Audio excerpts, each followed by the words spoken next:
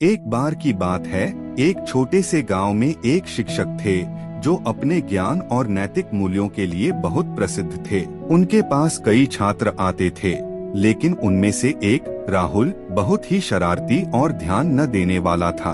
वह हमेशा छोटी छोटी गलतियां करता और दूसरों को परेशान करता रहता था। एक दिन शिक्षक ने सोचा कि राहुल को एक महत्वपूर्ण सीख देनी चाहिए। उन्होंने सभी छात्रों को एक काम दिया। उन्होंने कहा, आज से हर बार जब तुम कोई गलती करो या किसी का दिल दुखाओ, तो इस लकड़ी के तख्ते पर एक कील ठोक देना। राहुल को यह काम अजीब लगा, लेकिन उसने सोचा कि यह आसान है। पहले दिन उसने तख्ते पर कई कीलें ठोक दी, क्योंकि वह कई बार गलती कर चुका था।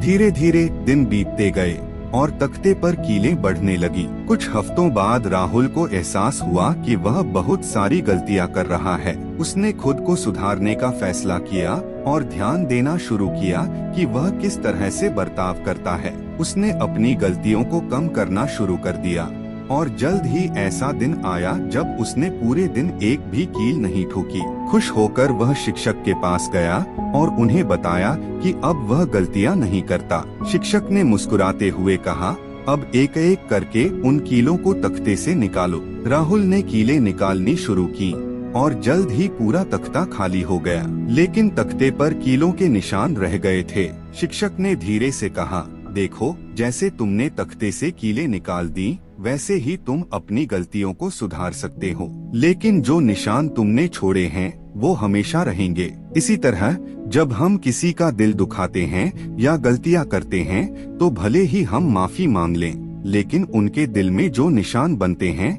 वे हमेशा के लिए रह जाते हैं। राहुल ने इस बात को गहराई से समझा और उसने ठान लिया कि अब वह अपने व्यवहार में सुधार लाएगा और कभी किसी को दुख नहीं पहुंचाएगा। इस कहानी से हमें यह सीख मिलती है कि हमें अपने बर्ताव और शब्दों का ध्यान रखना चाहिए, क्योंकि हमारी गलतियों के निशान हमेशा दूसरों के दिलों में छूट सकते हैं।